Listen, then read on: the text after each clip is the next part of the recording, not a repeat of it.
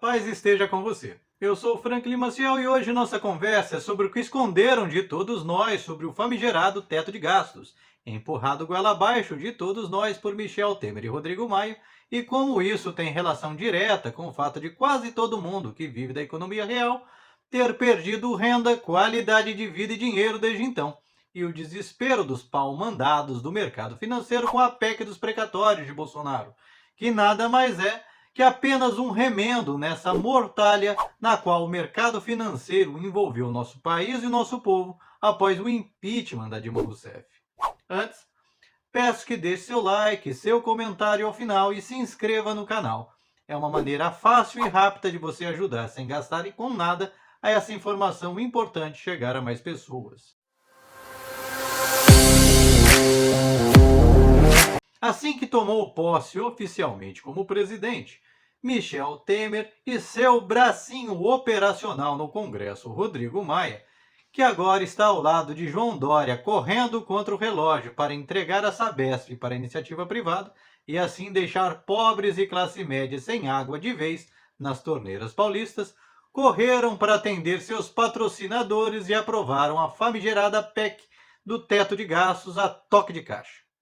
A desculpa de sempre foi aquela farsa de comparar o orçamento da nossa casa com o orçamento de um governo, como se nós pudéssemos imprimir dinheiro quando ele acaba, como o governo pode, por exemplo. Para a gente engolir essa mentira cabeluda, contaram a seguinte historinha. Assim como você precisa aprender a viver dentro dos limites do seu salário para honrar suas despesas do mês, e só pode aumentá-las na medida que aumenta a sua renda, o governo teria de fazer a mesma coisa e só vai poder aumentar investimentos na medida daquilo que arrecadar. O raciocínio parece simples, lógico, coerente e fácil de entender até por leigos, mas esconderam de nós uma pegadinha perversa. A regra não vale para todas as contas. Vale só para aquilo que é investimento social, como educação, saúde, construção de estradas, represas, usinas.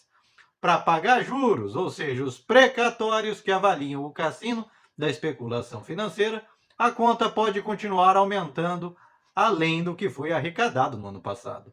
Na prática,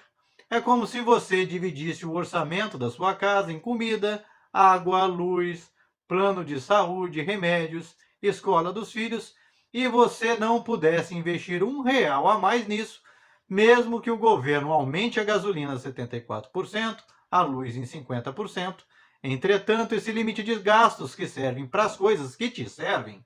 não pode ser aplicado ao aluguel, a uma dívida bancária que podem continuar aumentando sem limites para garantir maiores margens de lucros a especuladores imobiliários e banqueiros, comendo cada vez mais uma parte do orçamento que você guardava para garantir o essencial para a vida da sua família.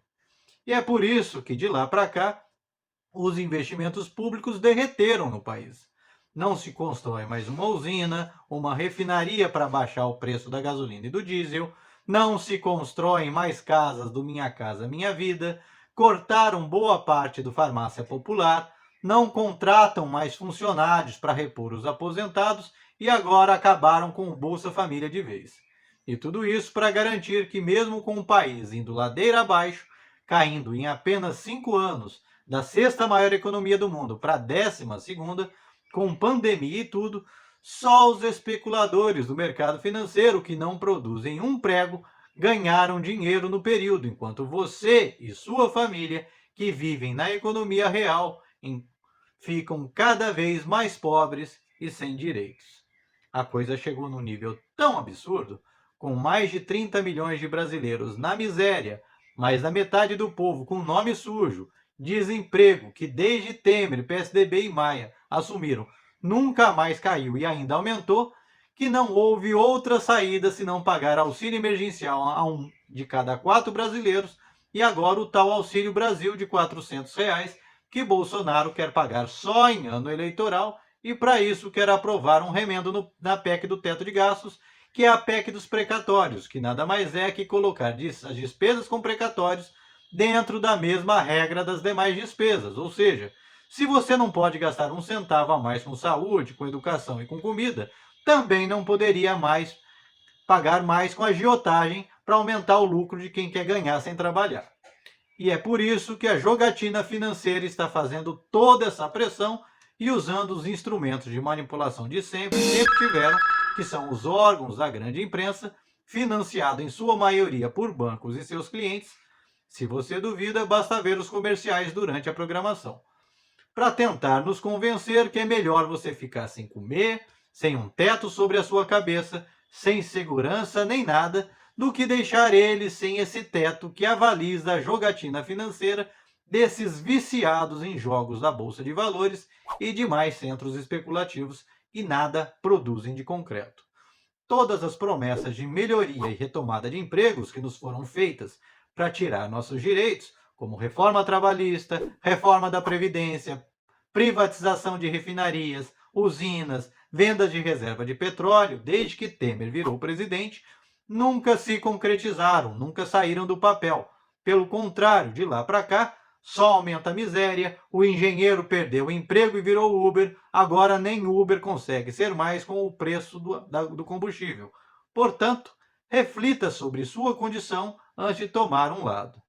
Se você não é um grande especulador da bolsa, que ganha milhões em apenas um dia, com informações privilegiadas que saem pelo fundo do Ministério do Paulo Guedes, mas vive das vendas em seu pequeno negócio, de prestar serviços, de salários, ou seja, na economia de verdade, comece a defender o seu lado da história e não o lado daqueles que sempre querem te passar para trás, para continuarem viciados numa roleta onde sempre ganham sem nunca perder e nunca precisam trabalhar. Quem não nasceu rico não pode se dar ao luxo de ser burro. Eu sou Franklin Maciel, deixe seu like ou dislike, seu comentário, se inscreva no canal.